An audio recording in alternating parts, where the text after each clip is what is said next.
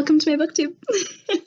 Hey everyone, it's Catlin. Thank you so much for joining me. Today I'm going to be doing a review of All the Stars and Teeth by Adalyn Grace.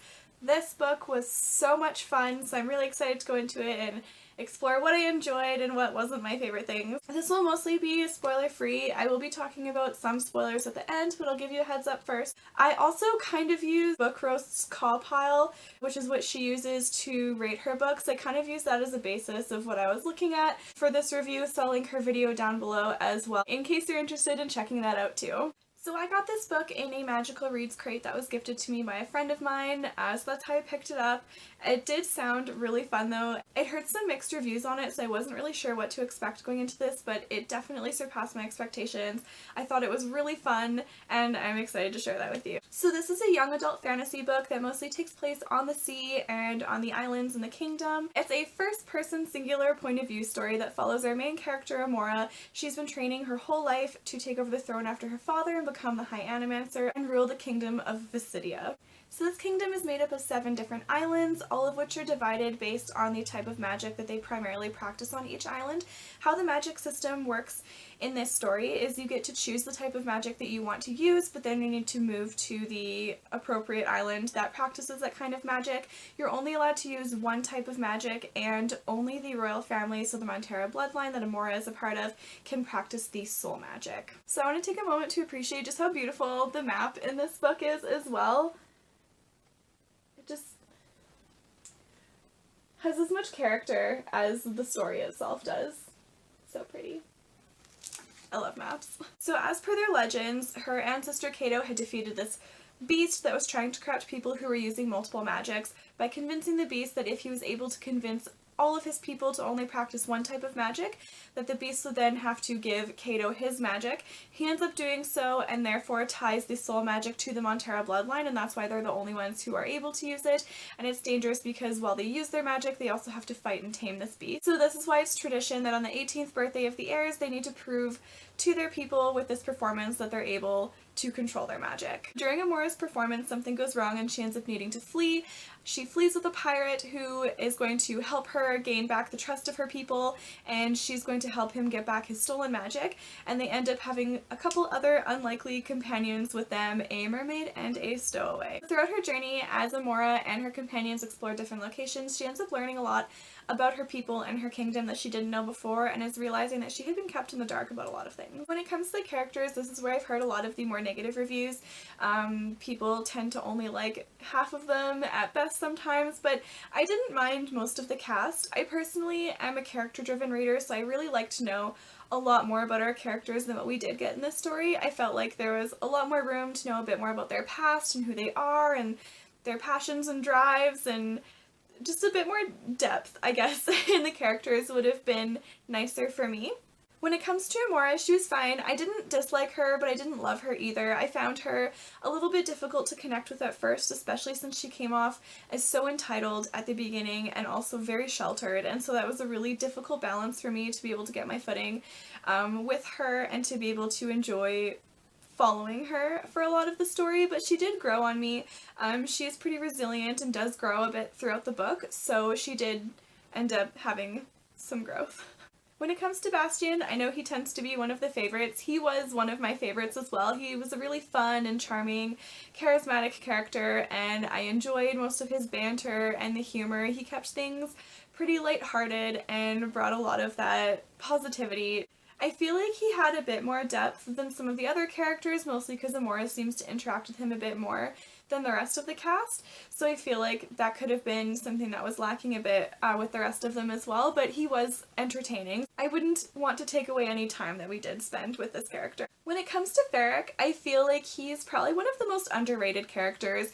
I know a lot of people have said that he is pretty boring, but I think that there's more than meets the eye when it comes to him. I know that since the perspective was mostly of Amora's perspective and she isn't that fond of him, that of course it's going to be projected in that light and she doesn't engage with him as much as some of the other characters in the story, and so I can see why maybe he has come across as a little bit boring, but I think there's a lot more to him, and I'm hoping in the second book that we'll be able to explore a bit more about Ferric as well. When it comes to Vitea, she is also tied in my top 2 favorites. Her and Bastian, I really enjoyed both of them.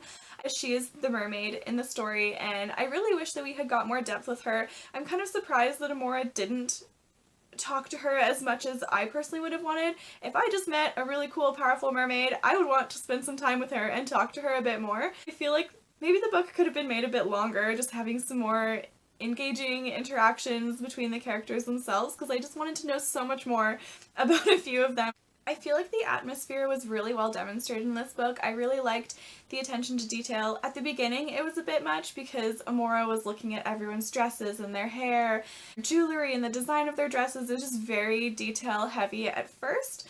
It reminded me a bit of The Wheel of Time, where Robert Jordan will describe everything to death. It become to have a bit of significance because all of the islands do have a sort of colored gemstone that corresponds with them, as well as the type of magic that is restricted to each island, and they all have their own sort of fashion. It is relevant, and it really did build a lot on the story, and it brought out more of the atmosphere. I also really loved the descriptions of the ocean. Everything just seemed so beautiful and colorful. I could smell the ocean. I just felt pretty immersed in that, and I liked that. As for the magic, I thought the soul magic was really interesting.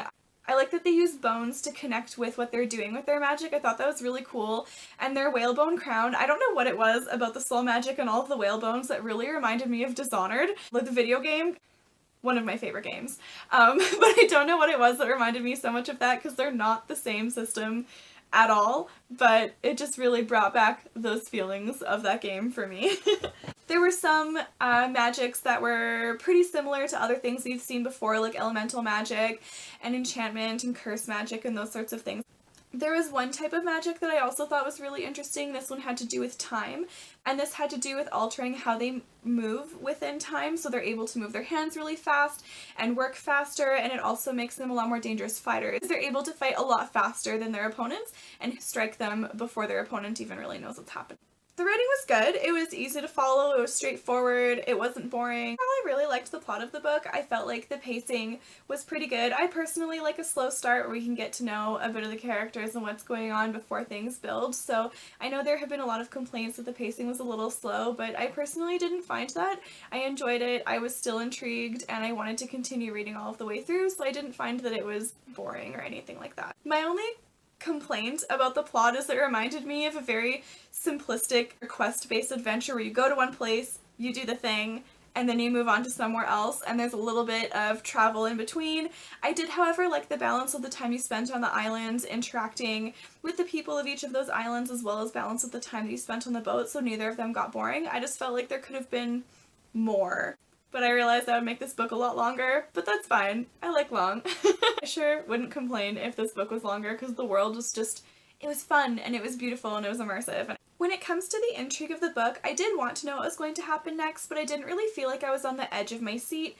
I feel like since the antagonist was more distant from our protagonist and they didn't really interact too much throughout the story, that I didn't really feel that the danger was as impending as it was. I didn't have my heart racing, worrying if they were going to get there in time. As much as I did want them to put a stop to everything he was doing, I just didn't feel any hatred towards him. Like, I didn't like him. I wasn't rooting for him in any way whatsoever. I just didn't feel as intensely towards him as I could have. I'm going to be moving into some of the more spoilery stuff now, so if you don't want to hear any of that, thank you so much for tuning in. I appreciate you. Have a great day. If you are looking forward to reading this book, or if you're not, let me know what your thoughts are down below, and I'll see you in the next video. Thanks so much. Bye.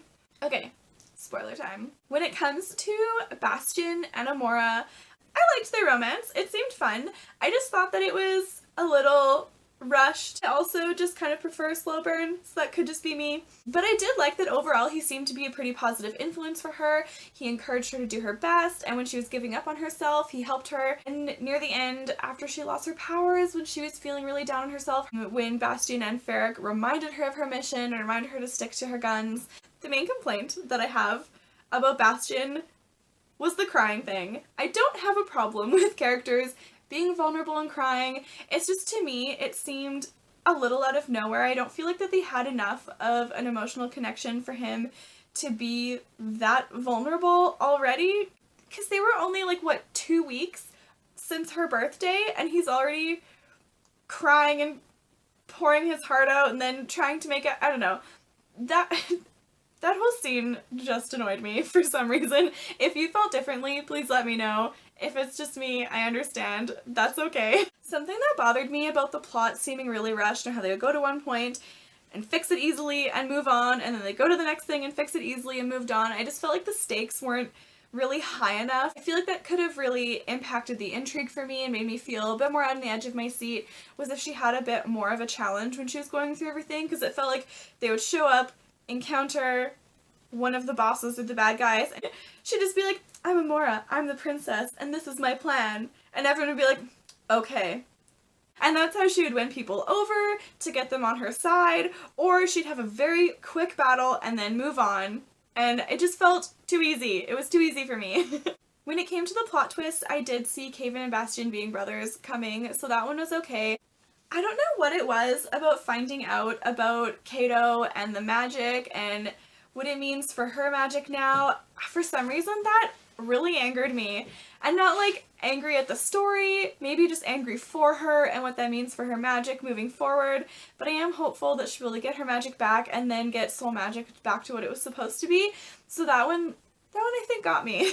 When it came to the battle with the Luskra, when they're fighting that giant sea monster, it was a really fun battle for me, and at first I wasn't sure how I felt about the ending of how she beat the monster. At first I was like, what? A tiny necklace is going to be enough to stop this giant creature? But then I stopped. And it made me think of Dungeons and Dragons, and I was like, okay, maybe this makes sense. It's not a constitution check, an intelligence or a wisdom check, so I could see how the monster could be bested by a small necklace. But yeah, it took me a bit to get there. I think the thing that annoyed me the most about this story was that her father just seemed so one-dimensional. And he just kept everything from her, even though she's supposed to be the heir to the throne, kept her sheltered from everything, even though she needs to be prepared and trained, and he's been training her for this her whole life. And I just found it to be really frustrating that he let things get so bad, the poor decisions that he made for his people, and I'm assuming he was just going to try to fix it before she was to take the throne and that she would never be aware of it, but I really was mad at her dad. Maybe I'm just being a little too picky, but it just didn't seem as believable. For me, I think the most exciting part of the book was that battle at the end. I really enjoyed that. That was where I was finally on the edge of my seat and I was like, where's this gonna go? What's gonna happen next? Is she gonna make it there in time? That part was fun. I really enjoyed it. The pacing was great. And then the very last thing that I want to say is, are Amora and Ferric still engaged? Do they still need to marry each other even though it seems like they've each found somebody else? Is that still gonna happen? That wasn't touched on, so I guess we'll see. Yeah, all in all, I really did enjoy the story. It was a good time. I probably would still read it again in the future, and I'm really looking forward to the second book. Let me know what your thoughts are too. If you are going to comment something spoiler related, please say spoilers and then do some spaces so that nobody else gets spoiled on the book, just because I think that's the nice thing to do. But thank you so much for tuning in. I appreciate you and have a wonderful day. Bye!